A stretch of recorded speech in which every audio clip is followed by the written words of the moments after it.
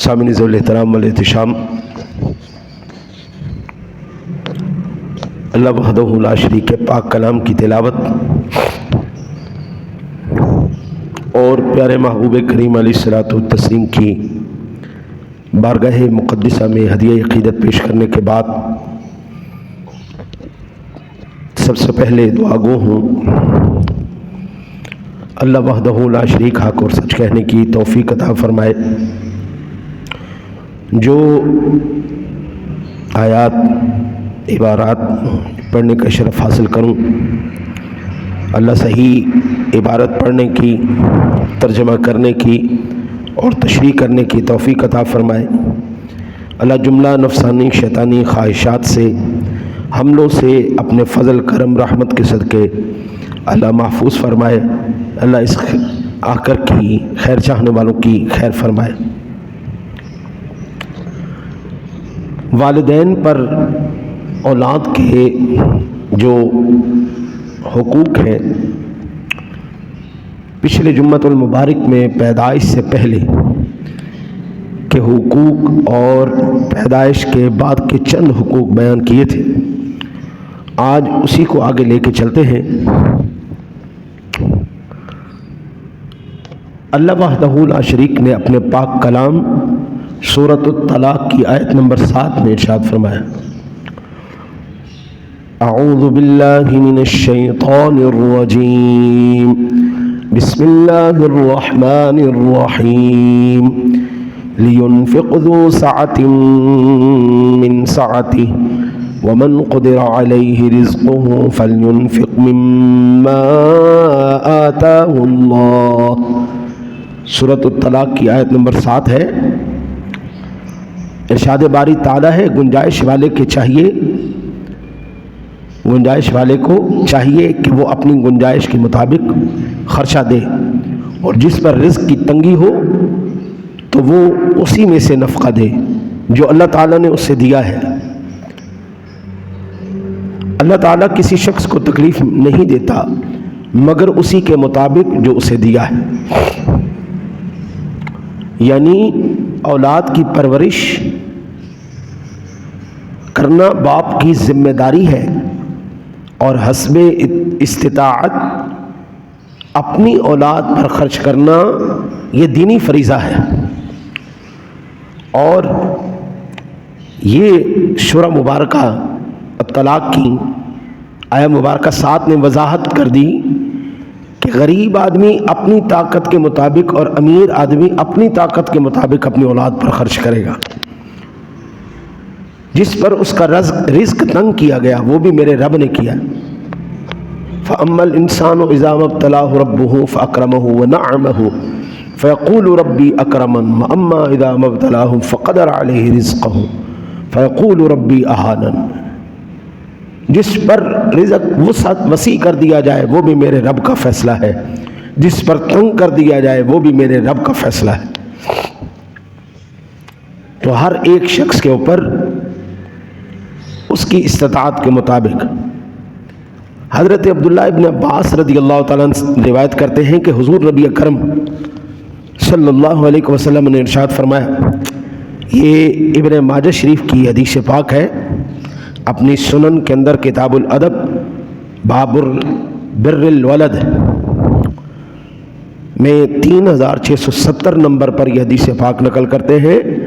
हज़रत अब्दुल्लाह इब्न अब्बास रिवायत करते हैं कि हुज़ूर नबी अकरम सल्लल्लाहु अलैहि वसल्लम ने इरशाद फरमाया, जिसकी 2 बेटियां हों और वो उन्हें जवान होने तक खिलाता पिलाता रहे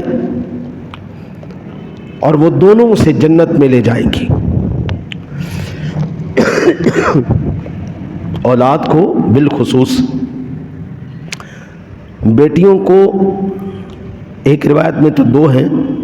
सुनन तिरमिज़ी शरीफ की इमाम तिरमिज़ी ने अपनी सुनन में 3 मकामात पर इस हदीस को नकल किया है। हज़रत अबू सईद खुदरी रिवायत करते हैं कि हुज़ूर नबी अकरम सल्लल्लाहु अलैहि वसल्लम ने इरशाद फरमाया, जिसकी 3 बेटियां हों या 3 बहनें हों और वो उनमें से अच्छा सलूक करे तो उसके लिए जन्नत है।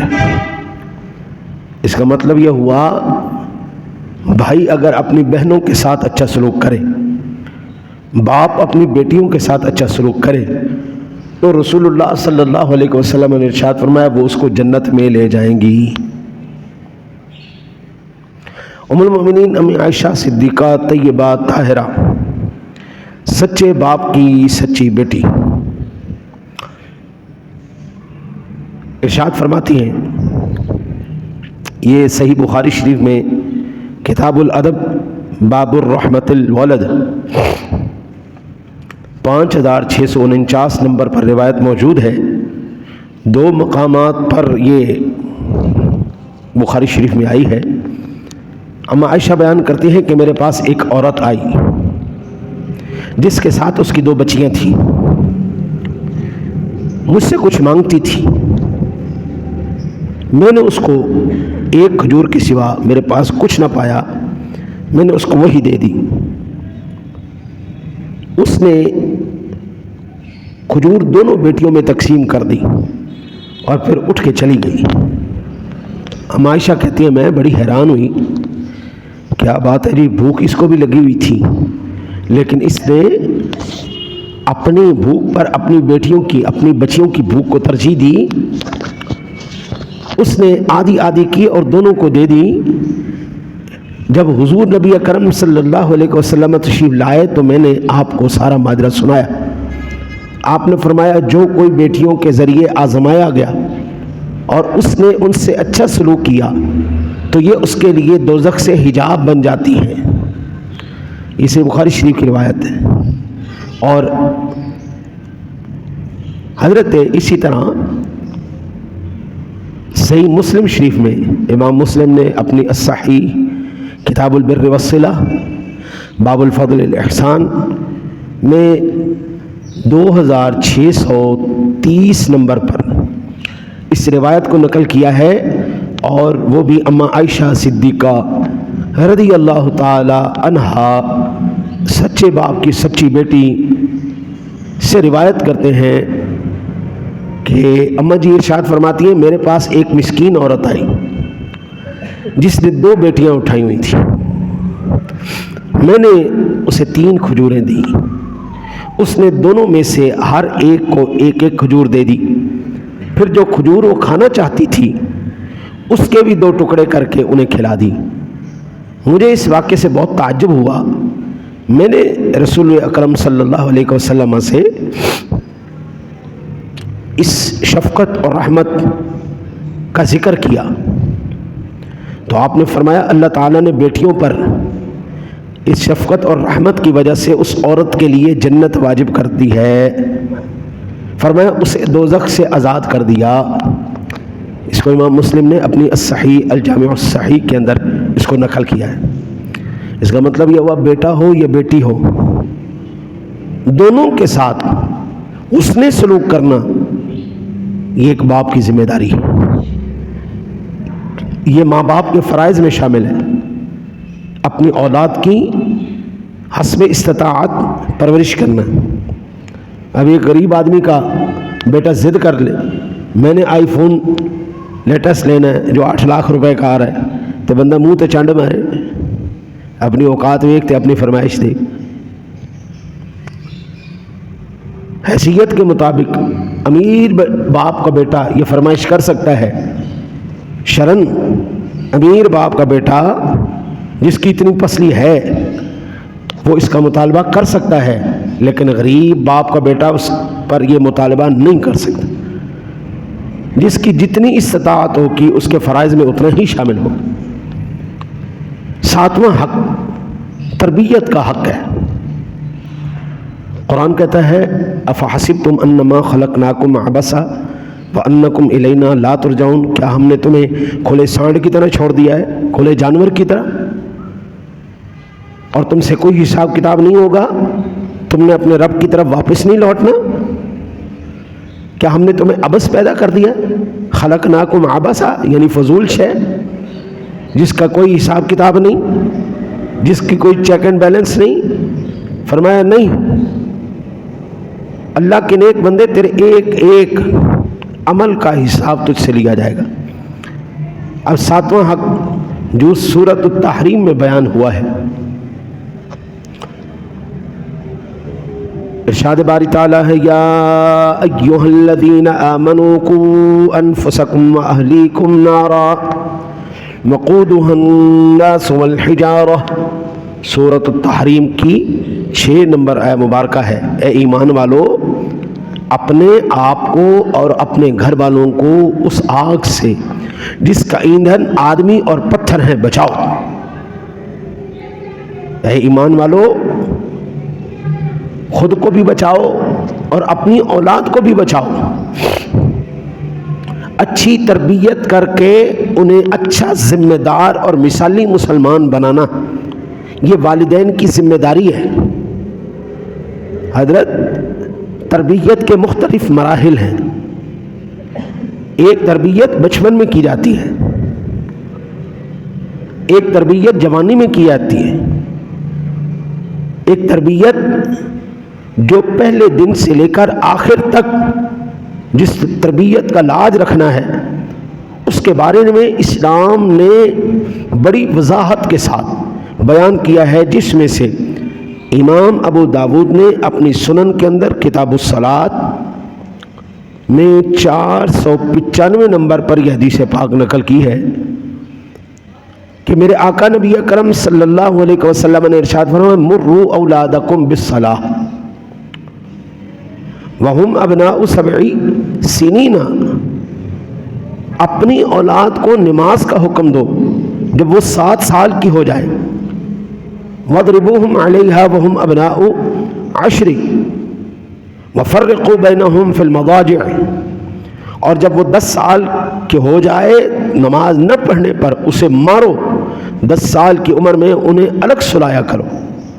اب یہ بچپن سے تربیت ہوئی یا نہیں ہوئی؟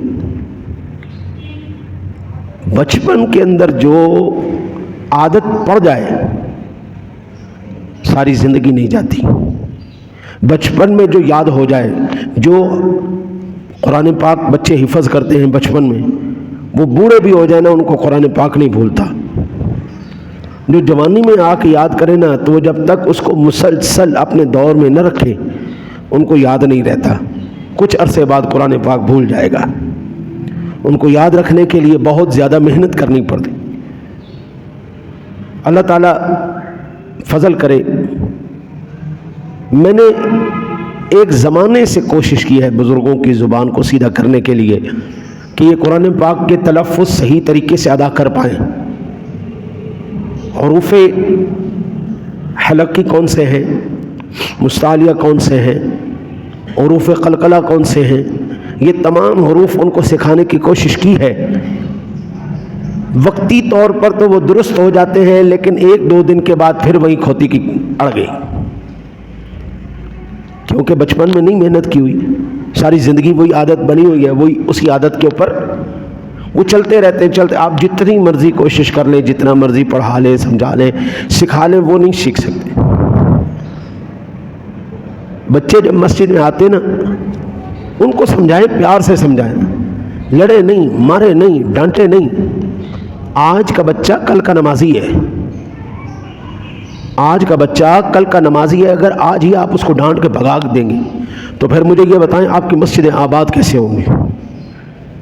آپ کی مسجدیں آباد ہونے کے لیے ضروری ہے کہ آپ کے بچے آپ کے ساتھ مسجدوں میں آئیں۔ نہ صرف اپنی اولاد کو ساتھ لے کر کے آئیں، بلکہ تمام تر نیکیوں میں اپنے ساتھ ان کو شامل رکھیں۔ مسجد میں آئیں، اگر کوئی تلاوت کر رہے ہیں ساتھ اس کو قرآن پاک کھول کے دیں، نماز پڑھ رہے ہیں ساتھ اس کو کھڑا کر کے پڑھائیں، کوئی مسئلہ پوچھ رہے ہیں تو ساتھ ایویں کوئی مسئلہ سادہ سا مسئلہ جا کے قاری صاحب سے پوچھ لیا، بچے کو ساتھ لے کے گیا تاکہ اس کو پتہ چلے اگر مجھے مشکل ہو تو میں نے ایسے حل کروانی ہے، میں نے خود اپنی عقل کے گھوڑے نہیں دوڑوانے، مجھے مسئلہ درپیش ہوا تو میں نے عالم کے پاس جا کے مسئلہ پیش کرنا ہے۔ آج کل فیس بک، یوٹیوب کے، نیٹ کے مفتی بیٹھے ہوتے ہیں، جناب ادھر مسئلہ پہ تو انہوں نے نیٹ تو پوچھا، چلو جی اب وہ صحیح ہے غلط ہے، وہ کس فقہ کے مطابق بیان کیا گیا، اس کا حکم کیا ہے، وہ آپ کو نہیں بتائے گا. وہ ایک ماہر عالم دین، ماہر مفتی ہی آپ کو بتا سکتا ہے، ماہر قاضی ہی بتا سکتا ہے اس روایت کا یا اس آیت کا حکم کیا ہے. میں ایک موٹی سی مثال عرض کر دوں. قرآن پاک کے اندر وہ آیات بھی ہیں جن میں شراب پیے بغیر نماز میں آنا چاہیے. یا ایھا الذین آمنوا لا تقربوا الصلاۃ وانتم سکارا، اے ایمان والو نماز کے نزدیک نہ جاؤ جب تم نشے کی حالت میں ہو. یعنی اس کا مطلب یہ ہوا قرآن سے ثابت ہو گیا کہ نشہ کرنا حلال ہے. اگر وہ فیس بک کا جو انٹرنیٹ کا مولوی تو نہیں بتائے گا. اب نیٹ کا مولوی تو یہ بتائے گا کہ جناب یہ آیت ہے قرآن میں، لیکن ناسخ کون سی ہے، منسوخ کون سی ہے، یہ فن کا ماہر کون ہے، وہ تو نہیں ہے نا. اس کی ناسخ آیت مبارکہ کون سی ہے، یہ منسوخ کیوں ہوئی. یا ایھا الذین آمنوا انما الخمر والمیسر والانصاب والازلام رجس من عمل الشیطان فاجتنبوہ. اب یہ اس کی ناسخ ہے کہ بھئی خبردار یہ نہ سمجھ لینا کہ بھئی نماز کے ٹائم صرف نشہ نہیں کرنا، باقی بعد میں نشہ بھنگ کیے جاؤ. ایسا نہیں ہے. یہ اولاد کو تربیت جب تک ماں باپ نہیں دیں گے حضرت، اولاد نہیں سیکھنے والی. دوسری بات یہ بات، نیکی کرنی اولاد کو ساتھ رکھنا ہے، صدقہ دینا ہے اولاد کے ہاتھ سے دلواؤ، بیٹے کے ہاتھ سے دلواؤ تاکہ پتہ چلے باپ صدقہ دے رہا ہے. بیٹے کو عادت بنے، میرا باپ خیرات دینے والا تھا، میرا باپ نیکی کرنے والا تھا. مسئلہ پوچھنے جاؤ بیٹے کو ساتھ لے کے آؤ، نماز پڑھنے جاؤ بیٹے کو ساتھ لے کے آؤ، قرآن پڑھنے جاؤ بچے کو ساتھ بٹھا کے قرآن پڑھاؤ. اکثر میرے ساتھی مسجد میں نماز کے بعد آدھا گھنٹہ بیٹھے رہتے ہیں. میں ان سے گزارش کرتا ہوں مسجدیں اس لیے نہیں آئیں کہ آپ یہاں پر بیٹھ کے اپنا وقت ضائع کریں. اللہ کے بندے فرائض پڑھو، واجبات پڑھو، سنت اور نوافل اپنے گھر میں جا کے ادا کرو. تمہاری بیٹیوں کی تربیت کون کرے گا؟ تمہاری بیوی کی تربیت کون کرے گا؟ کیا صرف بیٹے تمہاری ذمہ داری، بیٹیاں ذمہ داری نہیں؟ بیٹا تو تمہارے ساتھ آ کے مسجد میں نماز سیکھ گیا ہے، مسئلہ سیکھ گیا. اب بیٹیوں کی اور بیوی کی کیا غلطی ہے، وہ کیوں محروم رہے؟ اس لیے یہ حکم فرمایا گیا کہ آپ گھر سے سنتیں اور نوافل پڑھ کے آئیے اور واپس گھر جا کے پڑھیے، تاکہ اولاد کو پتہ چلے میرا باپ اب جا رہا ہے نماز پڑھنے کے لیے. نماز سے پہلے اس نے سنتیں ادا کی، اب نماز پڑھ کے آ چکے ہیں، اب سنتیں اور نوافل گھر میں ادا کر رہے ہیں. وہاں پہ بیٹھ کے وظائف کی دیے، گھر میں برکت آئے، قرآن کھلے، کوئی وظائف کا ورد وہاں پہ ہو، گھر میں بھی تمہارے اللہ کی رحمت کا نزول ہو. تو یہ تربیت ایویں پیو بن جانا سوکھا نہیں، باپ بن جانا آسان نہیں ہے. یہ قرآن و حدیث کے مطابق ان کی تربیت کرنا بھی تمہاری ذمہ داری ہے. پھر میرے آقا نبی اکرم صلی اللہ علیہ وسلم نے ارشاد فرمایا، امام دارمی نے الفردوس میں 5598 نمبر پر یہ روایت نقل کی. ابن ماجہ نے السنن میں کتاب الادب باب بر الولد میں 3671 نمبر پر اس روایت کو نقل کیا. حضرت انس بن مالک رضی اللہ تعالیٰ عنہ روایت کرتے ہیں کہ میرے آقا نبی اکرم صلی اللہ علیہ وسلم نے ارشاد فرمایا، اکرموا اولادکم واحسنوا ادبہم. اپنی اولاد کے ساتھ حسن سلوک کرو، اپنی اولاد کے ساتھ حسن سلوک کرو اور انہیں اچھے آداب اور اخلاق سکھاؤ. باپ کا جو کردار ہوگا نا جی، اس کی کاپی اس کی اولاد ہوگی. باپ کی زبان صاف ہے، بیٹے کی زبان صاف ہوگی. باپ خود فراڈیا نہیں ہے، بیٹا بھی فراڈیا نہیں ہوگا. باپ خود ادب و احترام کرنے والا ہے، بڑے کا ادب، چھوٹے پہ شفقت، بات کرنے کا سلیقہ، ادب، احترام، بڑوں سے جب مل رہا ہے اس کا انداز گفتگو، اس کا ملنا، اس کا اب باپ آئے تو ہاتھ چومو، ماں آئے تو اس کے قدم کبوسہ لو، یعنی مرشد آئے تو ہاتھ دستبوسی کرو. ان سے ادب کے ساتھ ملو، ادب سے گفتگو کرو، لہجے کو نرم رکھو۔ اب یہ تمہاری جب اولاد دیکھے گی کہ ہمارا باپ یہ کر رہا ہے، ایمان سے بتائیں یہ بغیر اس کو سمجھائے سمجھ آ جائے گی بات، یہ نہیں آئے گی۔ میرا باپ ادب کر رہا ہے، میرا باپ اچھے سے گفتگو کر رہا ہے، ہاں جی، عمر کا لحاظ کر رہا ہے، بڑا ہے چھوٹا ہے، کس طرح گفتگو کرنی ہے۔ آج تو ہم بھائی سلام بھی اس سے کرتے ہیں جو ہمارا واقف ہو۔ 10 بندے بیٹھے ہوں گے، ان 10 کو سلام نہیں جائے گا، جو جاننے والا ہے اس کی طرف منہ کر کے ہم سلام کریں گے۔ اول تو سلام کرنا ہی بھول گئے، وہ اگر کریں گے بھی تو اس شخص کو کریں گے جو ہمارا واقف ہے۔ بحیثیت مسلمان آپ کا پہلا رشتہ دوسرے مسلمان سے کیا ہے؟ بھائی کا رشتہ ہے۔ بحیثیت مسلمان آپ کا رشتہ دوسرے مسلمان سے بھائی کا رشتہ ہے۔ بھائی چاہے امریکہ میں ہو، چاہے افریقہ میں ہو، تو چاہے پاکستان میں ہو، بھائی جب ملتے ہیں تو قرآن کہتا ہے تحیتہم فیہا سلام، ان کا ملنے کا یہ طریقہ ہے کہ وہ ایک دوسرے کو سلام کریں۔ آپ گزر رہے ہوں، آپ ویسے سلام کریں جو آپ کے ساتھ گزر رہے ہیں۔ یہ آداب بابا آپ کے اوپر سکھانا فرض ہے، اور یہ میری بات نہیں، میرے آقا نے فرمایا اکرموا اولادکم واحسنوا ادبہم۔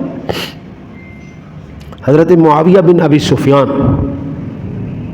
بیان کرتے ہیں کہ نبی اکرم صلی اللہ علیہ وسلم نے ارشاد فرمایا جس کے ہاں کوئی بچہ ہو تو وہ اس کی اچھی تربیت کرے۔ آج تربیت، اخلاق، کردار کا ذمہ دار ماں کو ٹھہرا دیا گیا ہے۔ پہلا شوہر کوشش کرتا ہے میں تو سارا دن کمانے چلا جاتا ہوں، میں تو سارا دن دفتر میں گزار دیتا ہوں، دکان میں گزار دیتا ہوں، نوکری پہ گزار دیتا ہوں، تم گھر میں ہوتی ہو، تم ان کی تربیت کرو۔ یا پھر وہ مدرسے کے مولوی صاحب کے اوپر جا کے سارا نزلہ گرا دیتے، مولوی صاحب منڈا تواڈے کول پڑھن آوندا ہے تے ساڈے نال بدتمیزی کردا ہے، ادب بھی نہیں کردا، گالاں کردا ہے۔ اس میں قصور مولوی صاحب کا ہے یا ماں باپ کا ہے جنہوں نے اس کو اتنی تمیز نہیں دی کہ بیٹا گالی نہیں نکالنی، بری صحبت اختیار نہیں کرنی، گندے بچوں کے ساتھ نہیں جو ہے وہ تم نے ملنا جلنا، وقت گلیوں میں ضائع نہیں کرنا، ایسے منہ اٹھا کے باہر نہیں۔ یہ تربیت ماں باپ کی ذمہ داری ہے جی۔ یہ اولاد کی تربیت کے بارے میں جناب سے کل سوال ہوگا۔ اور پھر یہ یاد رکھیں اولاد کو آپ نے اپنے آنے والے زمانے کے لیے کیسا پیش کیا ہے؟ کیا وہ ایک مثالی انسان بن سکتا ہے؟ معاشرے کے اندر کوئی اہم کردار ادا کر سکتا ہے؟ کیا آپ نے معاشرے کو سلجھا ہوا لڑکا دیا ہے؟ کیا معاشرے کو آپ نے ایک باادب شخص دیا ہے یا کھلا سانڈ دیا ہے جس کو کمانے کی تمیز نہیں، جس کو کھانے کی تمیز نہیں، جس کو ادب احترام کی تمیز نہیں، جس کو معاشرے کے اندر ایک اچھا کردار اور اخلاق رکھنے والا مسلمان بن کے زندگی گزارنے کی تمیز نہیں ہے؟ حضرت مجھے ایمان سے بتائیں کردار زندہ رہتے ہیں یا نہیں رہتے؟ وقت جتنا بھی گزر جائے کردار زندہ رہتے ہیں یا نہیں رہتے؟ موٹی سی مثال دیتا ہوں۔ جناب آدم علیہ السلام کے 2 بیٹے تھے، ایک کا نام حابیل تھا، ایک کا نام قابیل تھا۔ دونوں بیٹوں کا کردار زندہ ہے۔ حابیل قابیل کب کی بات ہے؟ ہزاروں سال کی بات ہے، ہزاروں سال کی بات ہے، ابھی انسانیت شروع ہوئی ہے۔ آدم علیہ السلام انسانیت کے باپ اور یہ ان کے بیٹے، ایک نے دوسرے کو قتل کیا۔ اب ایمان سے بتاؤ وہ دونوں کردار زندہ ہیں یا نہیں ہیں؟ موسیٰ علیہ السلام کا زمانہ ہے، فرعون بھی موجود ہے، وہ جادوگر بھی موجود ہیں۔ فرعون نے کیا کردار ادا کیا؟ جادوگروں نے اللہ کے نبی کے ساتھ مقابلہ کرنے کے بعد ہدایت پائی اور اللہ کے نبی کا کلمہ پڑھ کے مسلمان ہوئے۔ اب فرعون کا کردار اور وہ جادوگروں کا کردار زندہ ہے یا نہیں ہے؟ کیا یہ موسیٰ علیہ السلام کا زمانہ ہے؟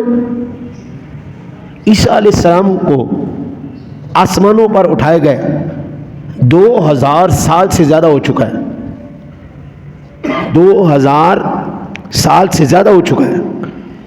عیسیٰ علیہ نبینا علیہ الصلوۃ والسلام کی ذات گرامی اور ان کے ساتھ جتنے بھی کردار تھے، کیا وہ زندہ ہے یا نہیں ہے؟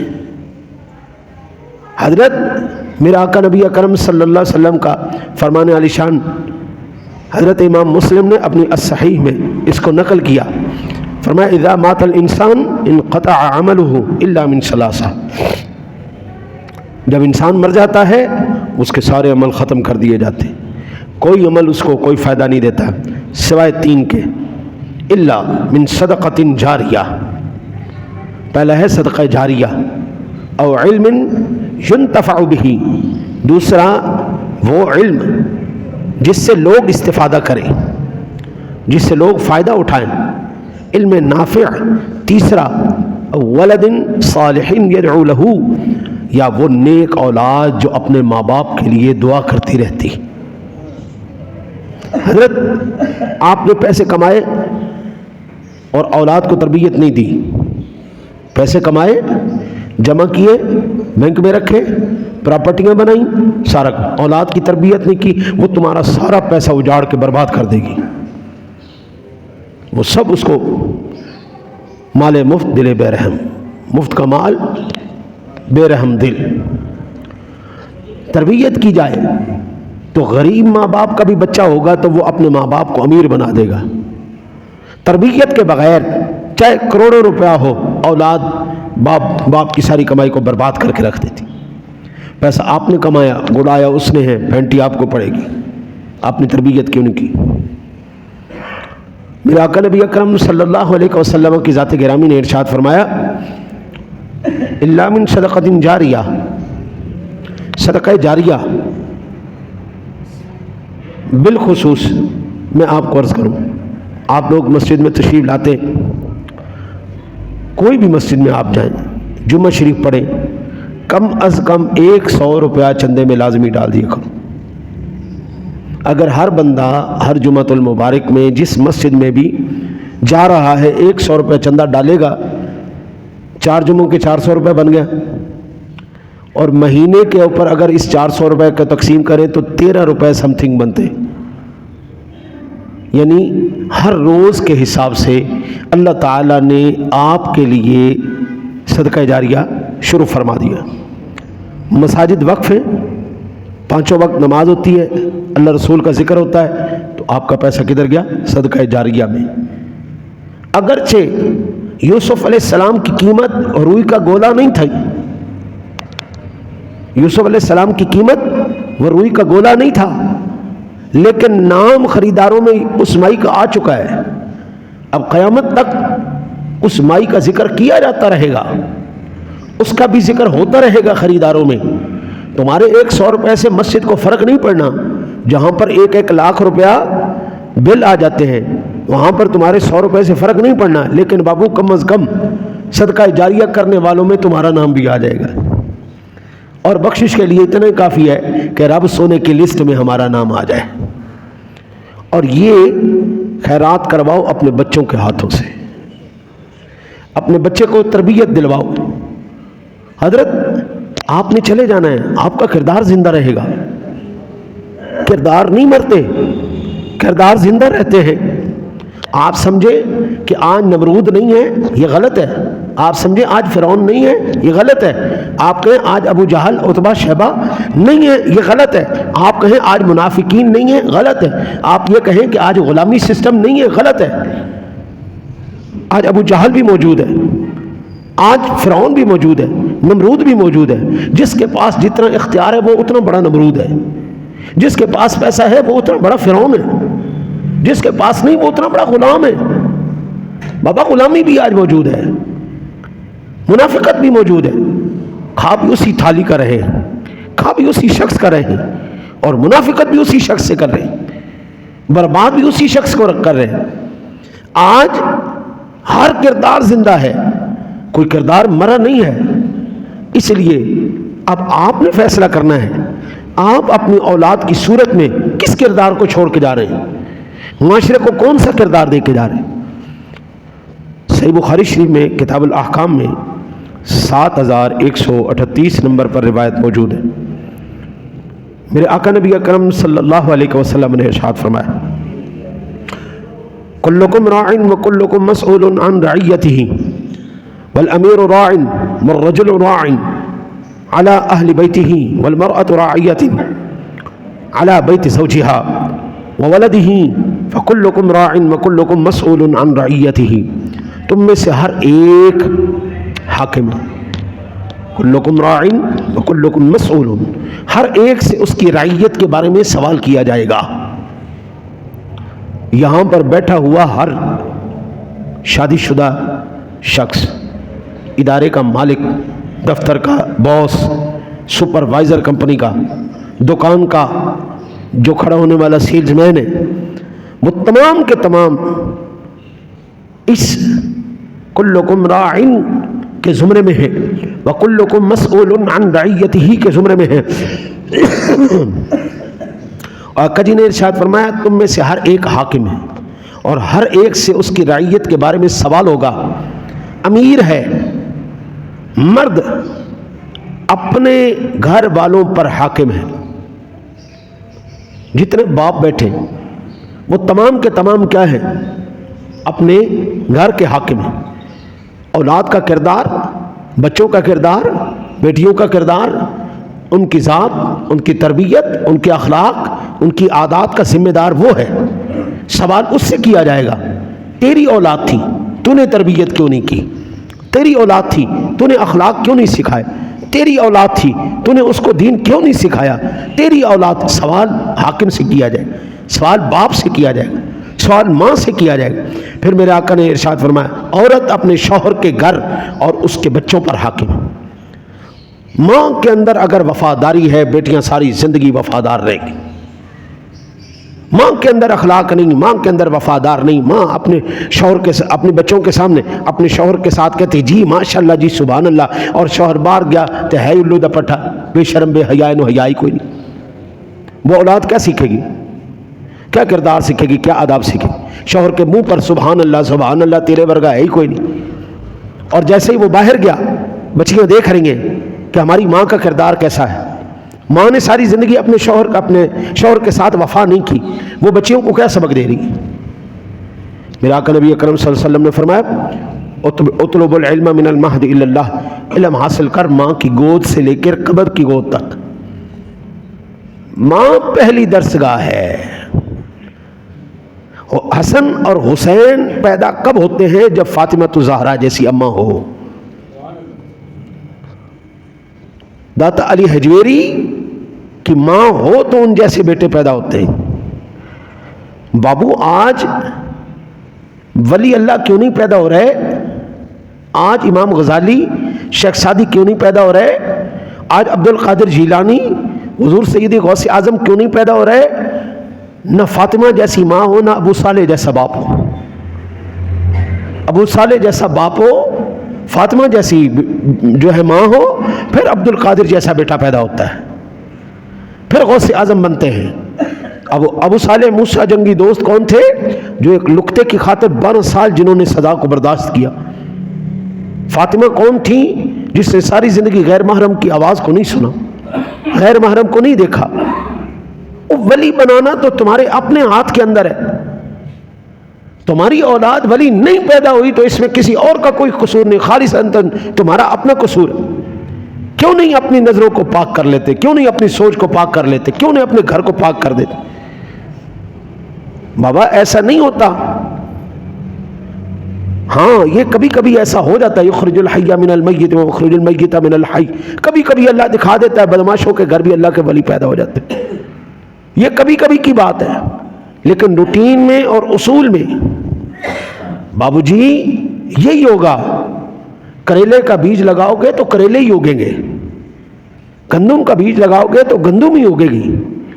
خود اپنا کردار اگر پاکیزہ نہیں رکھو گے اور امید کرو گے ہمارے گھر میں اللہ کا ولی پیدا، ایسا نہیں ہو سکتا. میرے آقا نبی اکرم صلی اللہ علیہ وسلم نے فرمایا ہر ایک سے اس کی رعیت کے بارے میں باز پرس ہوگی. میرے آقا نبی آٹھواں حق جو اولاد کا ہے، آٹھواں حق، اولاد بھی تمہارے پیار کا اور شفقت کا حق رکھتی ہے۔ حضرت ابو ہریرہ بیان کرتے ہیں، یہ صحیح بخاری شریف میں 5651 نمبر پر روایت موجود ہے، میرے آقا نبی اکرم صلی اللہ علیہ وسلم نے حضرت حسن بن علی کو چوما، پیار کیا، تو اقرع بن حابس تمیمی جو کہ آپ کے پاس بیٹھے ہوئے تھے، انہوں نے عرض کی، یا رسول اللہ میرے 10 بچے ہیں، میں نے تو کبھی کسی کو نہیں پیار کیا، کسی کو نہیں چوما۔ حضور اس کی طرف متوجہ ہوئے، فرمایا جو رحم نہیں کرتا اس پر رحم نہیں کیا جاتا۔ بابا نماز کے اندر بھی بچوں سے شفقت ہو سکتی ہے، یہ آپ کے نبی نے بتایا کہ نہیں بتایا؟ آپ نے مجھے بڑا یقین کامل ہے، یہ روایت لازمی سنی ہوگی، آقا جی کریم علیہ الصلوۃ والسلام نماز پڑھے، ایک روایت میں حضرت امام حسن، ایک میں امام حسین، آپ کے کندھوں پہ آ کے بیٹھ گئے، حضور نے سجدہ لمبا کیا یہ نہیں کیا، حضور ان کو کندھوں پر اٹھاتے تھے یہ نہیں اٹھاتے، حضور ساتھ لے کے جاتے تھے یہ نہیں جاتے تھے، حضور نے تربیت کس طرح کیا، حسنین کریمین کی، سب سے زیادہ صدقہ خیرات دینے والے اہل بیت اطہار میں سے یہ دونوں شہزادے تھے۔ کیوں کہ جب بھی حضور صدقہ دیتے تھے ان کو ساتھ بٹھاتے تھے، صدقہ دیتے ہوئے حضور نے ان کو ساتھ بٹھایا تاکہ پتہ چلے ہمارے باپ کا یہ کردار ہے، ہمارے نانے کا یہ کردار ہے، اور وہ سیکھے۔ پھر ایسا فرد وہ معاشرے کو دے کے گئے جو افراد پورے معاشرے کے لیے ایک مثالی شخصیتیں بن کے سامنے آئے۔ ہم نے اپنی اولاد کو اس معاشرے کے لیے کیا بنا کے دیا ہے؟ کتنا مثالی کردار ہم نے اپنی اولاد کے لیے دیا ہے؟ ہم کچھ اور کر سکیں نہ کر سکیں، قبلہ کیا ہم نے اپنی اولاد کو صرف اخلاص سکھا دیا ہے، ادب سکھا دیا ہے، ایمانداری سکھا دی ہے؟ اگر سکھا دی ہے تو مبارک ہو، نہیں سکھا دی تو بابو سوال تو آپ سے ہوگا، یہ نہیں کہ آپ کی جان چھوڑ جائے گی۔ پیار اخلاق باہر والوں کے لیے نہیں ہونا چاہیے، باہر بھی کریں، یہ نہیں کہ باہر بندہ بدماش ہو جائے، لیکن گھر زیادہ ہونا چاہیے، گھر اخلاق زیادہ ہونا چاہیے۔ پھر 9واں حق جو فرض آپ کے اوپر ہے وہ ہے عدل کا حق۔ کسی بھی اولاد کو جب دیا جائے تو پورے انصاف کے ساتھ دیا۔ حضرت نعمان بن بشیر بیان کرتے ہیں کہ میرے والد نے اپنا کچھ مال مجھے ہبہ کر دیا، گفٹ کر دیا، تو میری والدہ نے کہا کہ میں اس پر تب راضی ہوں گی جب حضور نبی اکرم صلی اللہ علیہ وسلم کو اس پر گواہ لائے گا۔ میرے والد نے حضور نبی اکرم صلی اللہ علیہ وسلم کو جا کے عرض کیا، آقا جی نے ارشاد فرمایا کیا تم نے اپنی ساری اولاد کو ایسا ہی دیا ہے؟ میرے والد نے کہا نہیں۔ آپ نے فرمایا اللہ سے ڈر، اپنی اولاد کے درمیان انصاف کر۔ میرے والد نے وہ ہبہ واپس لے لیا۔ میں نے زندگی میں ایسے کئی کردار دیکھے، بیوی کے جس کی خاص کر 2 شادیاں ہیں ان کے ساتھ یہ کردار بہت زیادہ معاملات آتے ہیں۔ پہلی بیوی ایموشنل بلیک میل کر کے نام بھی اپنے بچوں کے کروا لیتی ہے، مکان اپنے نام یا اپنے بچوں کے نام، اور دوسری والی اگر چالاک چتر نہیں ہے تو وہ مشترکہ پراپرٹی رہنے دیتی۔ پہلی کا مکان بھی اس کی اولاد کا ہو گیا، اس کا ہو گیا، دوسرا مکان جو دوسری جگہ ہے وہ مشترکہ ہو گیا۔ اب مشترکہ میں بھی وہ زیادہ پاورفل ہے، ظاہر بات ہے پہلی اولاد ہے وہ بڑی ہے، چلاک چترائی کر کے پاور فٹرنیاں لے کے وہ بچوں کا حق سارا کھا پی جاتے ہیں، چھٹی گلی والی، پچھلی اولاد منہ اٹھا کے دیکھتی رہ جاتی۔ اس لیے یہ ذمہ داری ہے ماں باپ کی، یا تو ٹوٹل مشترکہ رہنے دو، کوئی کسی کو نہ دیا جائے، اگر دیا جائے تو پھر سب کو تقسیم کر کے ایک برابر دیا جائے۔ یہ نہیں کرنا کہ ایک کو تو دے کے چلے گئے، دوسرے کو کہا بھائی میں نے وصیت کر دی، تمہارے مرنے کے بعد تمہاری وصیت کیا کرے گی؟ 1 روپے میں 54 تمہاری وصیت چلنی ہے، باقی سارا مال تو گیا نا، تمہاری وصیت کیا کرے گی؟ اور اگر وہ تمہارے سارا قرض ہوا تمہارے سر پہ تو پھر کیا کرو؟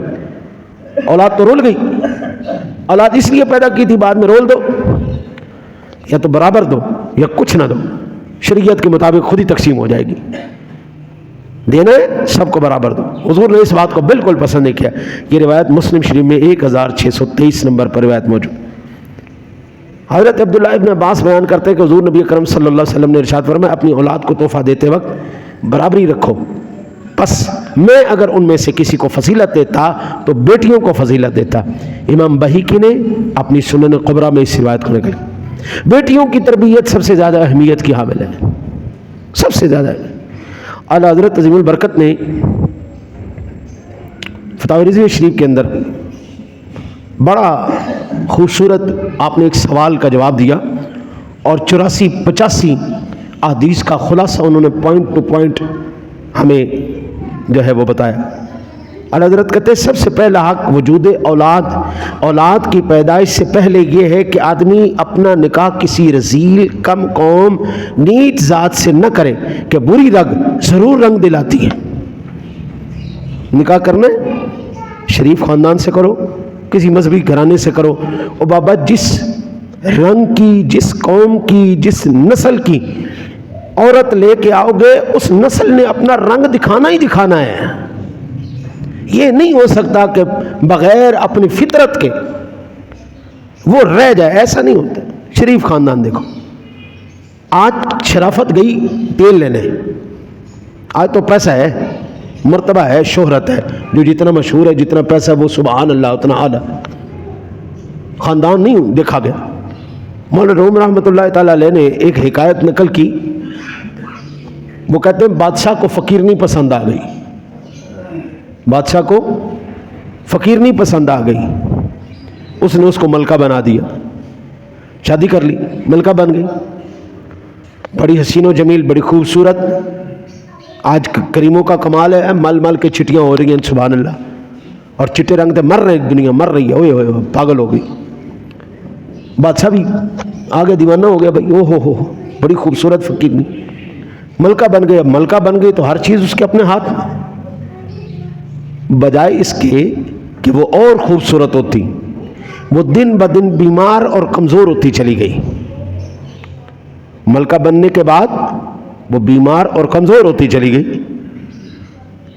بادشاہ بڑا پریشان، بڑے بڑے حکیم طبیب آئے، کوئی علاج نہیں ہو سکا۔ ایک فراست کا اور خاندانی نسب کا ماہر بھی تھا، حکیم بھی تھا، اس نے آتے ہی نے سب سے پہلے پوچھا اس کی قوم کیا ہے، کس قوم سے ہے، اس کی نسل کیا ہے؟ تو وزیر نے بتایا ذات کی فقیر نہیں ہے، جھگیاں والے، بس پسند آ گئی سونی سی۔ انہوں نے کہا بس ٹھیک ہے، علاج مل گیا اس کا۔ اس کا ایک کمرہ تیار کرو، تیار کرنے کے بعد اس میں چھوٹے چھوٹے سوراخ کر دو، تاکی ٹائپ جس میں ہم دیا رکھتے تھے، چھوٹی چھوٹی کھڑکیاں بنا دو، کھانا بھی اندر رکھ دو، ملکہ کو بھی چھوڑ دو، دروازے بند کر دو، جب ملکہ دروازہ کھڑکائے گی پھر آپ نے کھولنا ہے۔ جناب یہ علاج 4-5-6 دن ہوا تو ملکہ نکھرتی ہوئی آئی، آہا کیا بات ہے، دوبارہ حسن اور جوانی ہے، لوٹ کے آ گئے۔ بادشاہ بڑا پریشانی، اللہ یہ کیا ماجرا ہے؟ اس نے کہا چلو آج میں دیکھتا ہوں۔ ایک سوراخ کروایا دروازے میں، جب وہ کھانا چھوڑ کے جاتا ہے، کھانا چھوڑ کے جاتا ہے، دروازے بند کر دیا جاتے، تو ملکہ صاحبہ کیا کرتی ہے، سالن اٹھا کے ایک سوراخ میں رکھ دیتی، روٹی اٹھا کے ایک سوراخ میں رکھ دیتی، پھل وغیرہ اٹھا کے ایک سوراخ میں رکھ دیتی، اس طرح سارا کھانا ان کھڑکیوں میں پھیلانے کے بعد پھر جاتی، ہائے وے اللہ دے واسطے میں نے روٹی تے دے، آئے اللہ دے واسطے میں نے سالوان سے 2 لقمے اٹھائے، ادھر سے لگائے، بس اپنی حاجت پوری کی، عادت پوری کی، اور جناب بادشاہ کہنے لگا جا نہیں فقیر نہیں ہے، رہی فقیر نہیں دی فقیر نہیں ہے، بھاویں بادشاہ دی بیوی بن گئی۔ آج معاشرے میں بگاڑ کا سبب کیا ہے؟ مولانا روم رحمۃ اللہ تعالیٰ علیہ اس کے اوپر پوری جو ہے نا وہ بحث کرتے، وہ کہتے ہیں جس دن سے بے نسلیں آ کر نسلوں کی جگہ لے گئے، نسلیوں کی جگہ لے گئے، حضرت امامت، خطابت، سرداری اور یہ اقتدار یہ تھا نسلی لوگوں کے لیے، یہ تھا نسلی، وہاں پر جس دن سے بے نسلیں آ کے بیٹھے بیڑا غرق کر کے رکھ دیا۔ یار آپ حاکم وقت ہیں، اب خیرات لے رہے ہیں، اب صدقات لے رہے ہیں، اب فطرانے لے حاکم وقت ہو کر جھولی پھیلا کے کھڑا ہے، حاکم وقت ہو کر ملک کا بادشاہ ہونے کے بعد، تمام اس کے پاس اختیارات ہونے کے بعد اس کی ایڈ چل رہی ہے کہ جی مجھے جناب صدقے خیرات دو، مجھے فطرانے دو، مجھے صدقے دو۔ تو حاکم وقت ہے، تیرا حق تو یہ تھا کہ تو یہ ادارے چلاتا، آؤ مجھ سے خیرات لے کے جاؤ، آؤ مجھ سے صدقے خیرات اور فطرانے لے کے جاؤ۔ یہ تو خود مانگنے بیٹھ گئے۔ ہم نے بھی دور حکومت دیکھے، ہم نے ہمیشہ یہی دیکھا تھا، جو بھی حق میں وقت ہوتا تھا اس کے خزانے سے پوری رعایا اور خلقت جو ہے وہ فیض یاب ہوتی تھی۔ آج تو رعایا کی کھال اتار کر کبھی ٹیکس کے نام پر اتار لی، کبھی فلانی چیز کے نام پہ اتار لی۔ ہم نے خود بھکاریوں کو اپنی اقتدار کی سیٹوں پہ لے آئے، ہم خود اپنی امامت کے مناصب پر بے نسلوں کو لا کے کھڑا کر دیا ہے۔ اب وہ اپنی فطرت سے مجبور ہو کر وہ اپنے کام نہ کرے تو کیا کرے؟ اعلیٰ حضرت کہتے خبردار، اپنے لیے بیٹی اپنے بیٹے کے لیے بیٹی لانی ہے، بہو لانی ہے، اپنی بیوی لانی ہے تو خاندان دیکھ کے لینا، میں نسلہ خاندان نہیں لینا، ساری زندگی برباد ہو جائے گی تمہاری۔ پڑھے لکھے کے لیے سب سے بڑی اس وقت آزمائش جو ہے نا ذہنی طور پر، ہم گاؤں سے لے کے آئیں گے جی، گاؤں کی بچیاں بڑی سادہ ہوتی ہیں جی، آج گاؤں کیا، شہر کیا، آج کالج کیا، یونیورسٹی کیا، آج مدرسہ کیا، وہ سکول کیا، ہر ایک برابر ہوا پڑا جناب۔ ہم گاؤں سے لے کے آئیں گے، وہ پڑھی لکھی نہیں ہوگی، ہماری بات مانے گی، وہ سب سے زیادہ بیڑا غرق کرتی گھر کا۔ پڑھے لکھے کے لیے اس سے بڑا عذاب کیا، اس کے جاہل اس کے متھے مار دی۔ ایک خاندانی کے لیے حضرت موت سے زیادہ ذلت کا مقام کیا ہے؟ کسی بے نسلے کا غلام ہو جانا۔ ایک خاندانی آدمی کے لیے مرنے سے زیادہ تکلیف دہ بات کسی بے نسل آدمی کا ملازم ہو جانا، غلام ہو جانا۔ بے نسل آدمی نے اپنی بات کرنی، جب بھی اپنے بچوں کے لیے بچی تلاش کرنی، اپنے لیے بیوی تلاش کرنی، اللہ کے واسطے خاندانی لوگوں کے اندر دیکھنا، نظر مارنا۔ غربت کوئی لعنت نہیں ہے، غربت کوئی عیب نہیں ہے، اور امیری کوئی فن نہیں ہے، امیری کوئی کمال نہیں ہے۔ امیری اگر کمال ہوتی، پیسہ ہی سارا کچھ ہوتا تو کنجروں کے پاس تھوڑا ہے، ان کے پاس زیادہ ہے۔ آج آپ دیکھ نہیں رہے اپنے گھروں کی عزتوں کو انہوں نے لا کے میڈیا پہ رکھ دیا ہے، میری بیوی یہ کھا رہی ہے، میری بیٹی یہ کھا رہی ہے، میری بیوی نے آج یہ کپڑے پہن لیے، آج میں ادھر چلی گئی، آج میں ادھر چلی۔ یہ کیا کیا جا رہا ہے؟ یہ پہلے زمانے میں کنجر کیا کرتے تھے، اپنی عزتوں کو بیچ کے کھایا کرتے تھے۔ آج ہماری گھروں کی عزتیں جناب میڈیا پہ بیٹھی ہوئی ہیں، اور اس کو ولاگنگ اور اس کو ٹک ٹاک، اس کو پتہ نہیں کیا کیا نام دے دیا ہے۔ ہر روز صبح اٹھتے ساتھ ہی ہمارے گھر میں یہ ہو رہا ہے، ہم نے آج یہ ناشتہ کھا لیا، آج میری بیوی نے یہ کھا لیا، آج فلانی نے یہ کھا لیا۔ حضرت ظاہری بات ہے جب خاندانی لوگ نہیں آئیں گے نا تو ایسے ہی ہوگا نا، یہ پیسہ ان کے پاس نہیں آ رہا۔ جو سب سے بے شرم آدمی ہے، میں اس کا نام نہیں لیتا، آپ سیانے بندے ہو، 19 کروڑ روپیہ مہینے کا کما رہا ہے، صرف اسی کو دکھا کے، اپنی بیوی کو دکھا رہا ہے وہ سوئی کیسے پڑی ہے، وہ اٹھ کیسے رہی ہے، وہ جاگ کیسے رہی۔ تو اب یہ پیسہ کمال ہے یا لعنت ہے؟ کمال نہیں ہوتا، پیسے ہی کمال نہیں ہے، امیری کمال نہیں ہے، اور غریبی کو لعنت نہیں ہے، غریبی کوئی عیب نہیں ہے۔ کردار اور خاندان حضرت بڑا میٹر کرتا ہے، اس لیے اللہ کے واسطے اپنے خاندانوں کے اوپر توجہ کرنا۔ یہ اولاد کے حقوق ہیں، ان کو ایک دفعہ سن لیجئے گا، انشاءاللہ تعالی العزیز میں اس کو چڑھا بھی دوں گا۔ آخری بات سماعت فرمائیں۔ دیندار لوگوں میں شادی کر کے بچے پر نانا اور ماموں کی عادات کا افعال بھی اثر پڑتا ہے۔ جیسا خاندان ہوگا نا جی، نانا اپنی اولاد زیادہ تر نانے سے مانوس ہوتی ہے، مامے سے مانوس ہوتی ہے۔ نانا عالم دین ہوگا، ماما اگر اس کا دیندار ہوگا، حافظ ہوگا، عالم ہوگا، تو بچے ان سے زیادہ متاثر ہوں گے۔ یہ اولاد کے یہ آپ لوگوں کے وہ فرائض تھے۔ ہمیشہ ماں باپ کی فضیلت ہی بیان کی جاتی ہے، ماں باپ کے فرائض بیان نہیں کیے جاتے۔ پچھلا جمعۃ المبارک بھی یہ بھی ایک دفعہ ان کو لازمی سن لینا تاکہ آپ کو پتہ چلے میرے اوپر فرض کیا ہے بحیثیت باپ اور ماں کے۔ اللہ سے دعا ہے اللہ تعالیٰ آپ کو مجھے عمل کی توفیق عطا فرمائے۔